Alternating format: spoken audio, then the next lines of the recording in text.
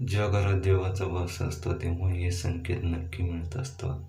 जर तुम्हाला रोज सकाळी हे संकेत मिळत असतील किंवा दिसले तर समजून जायचे की तुमच्या घरात देवाचा वास आहे. ते चिन्ह काय आहे? आज आपण जाणून घेणार आहोत. देवाला प्रसन्न करण्यासाठी लोक अनेक प्रकारचे पूजा आणि उपवास करतात. सकाळ संध्याकाळ दिवा अगरबत्ती लावत असतात, जेणेकरून देवाचे आशीर्वाद त्यांच्यावर राहतील आणि त्यांना आयुष्यात कोणत्याही प्रकारची समस्या येऊ नये. आपण सर्वजण हे जाणतो की देवाची आराधना आणि पूजा केल्याने तो आपल्यावर प्रसन्न होतो. परंतु तुम्हाला माहीत आहे का, आपला आणि आपल्याला याबद्दल इशारा देखील देत असतो. आज आपण या चिन्हाबद्दल जाणून घेणार आहोत, जे तुम्हाला सांगतात की देवाचे विशेष आशीर्वाद तुमच्यावर आहेत.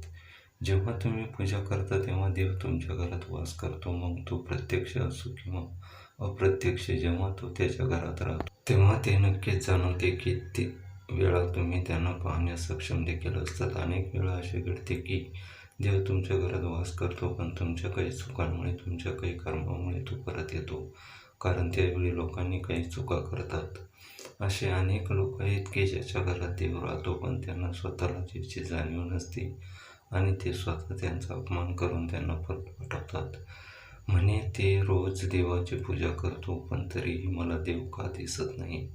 तर तुम्हाला या सर्व कृतीमुळे तुमचा देव क्रोधित होतो. म्हणून आज आपण या लक्षणाची सविस्तर माहिती घेणार आहोत. याद्वारे तुम्हाला स्वतः समजू शकाल की देव तुमच्या घरी आला आहे. जेव्हा तुम्ही झोपलेले असतात आणि ब्रह्ममुहूर्तावर अचानक जाग येते आणि तुम्ही यावेळी उठत असाल, तसेच ब्रह्ममुहूर्तावरचे असे कोणतेही स्वप्न दिसले की तसेच तुम्ही मंदिरात पूजा करत आहात, मंत्रोच्चार करत आहात, तर ब्रह्ममुहूर्तावर दिसणारी अशी स्वप्न देखील तुमच्या घरात देव उपस्थित असल्याचे सूचित करत असतात.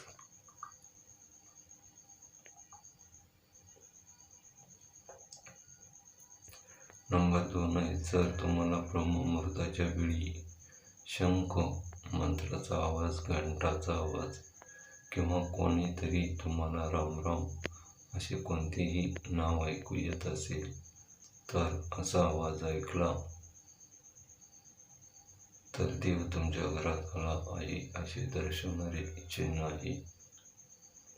जेव्हा तुम्ही आंघोळ करून सकाळी तयार होता तेव्हा तुम्हाला एक वेगळाच वास येतो. हा एक प्रकारचा असा सुगंध आहे की जो तुमच्या घरात कोणालाही जाणवत नाही. नंबर 3 आहे, फक्त तुम्हाला जाणवतो. हा कोणताही परमूचा किंवा इतर कोणत्याही अगरबत्तीचा, कशाचाही सुगंध नाही. तुम्हाला फक्त हा सुवास येतो. हा सुगंध तुमच्या मंदिरातील घरातून येतो. तुम्ही तुमच्या मंदिरातील जितके जवळ जाल तितका हा सुगंध वाढत जातो. तर हा वास देवी देवतांचा असतो. त्यामुळे तुम्हाला कळते की तुमच्या घरात देवाचा वास आहे. त्याच्या उलट आता जेव्हा नकारात्मक ऊर्जा घरात येते,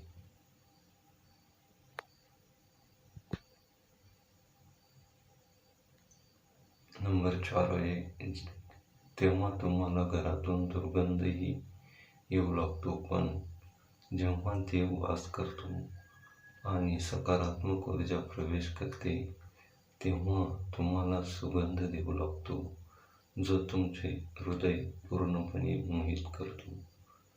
जेव्हा तुम्ही पूजेला जाल तेव्हा त्याच वेळी जर कोणी जीव म्हणजे कुत्रा, मांजर, गाय किंवा अन्य कोणीही असेल किंवा एखाद्या साधू तुमच्या दारात येतो,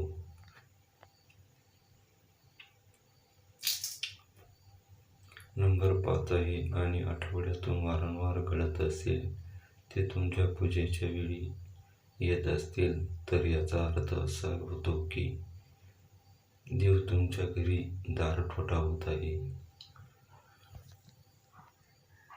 तो येत आहे. कारण गाय हे सुद्धा आईचेच रूप आहे. कुत्रा हे भैरवाचे प्रतीक मानले जाते किंवा कोणी भिकाऱ्याला तर तोही देवाच्या कोणत्या ना कोणत्या रूपात येत आहे.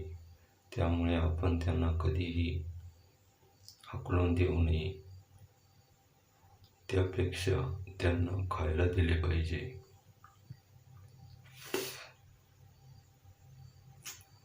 नंबर 6 आहे आणि त्यांना सन्मान दिला पाहिजे. पैसे किंवा इतर काहीही दान करणे ही वेगळी गोष्ट आहे, परंतु सर्वात मोठे दान आहे हे अन्न पाणी मानले जाते.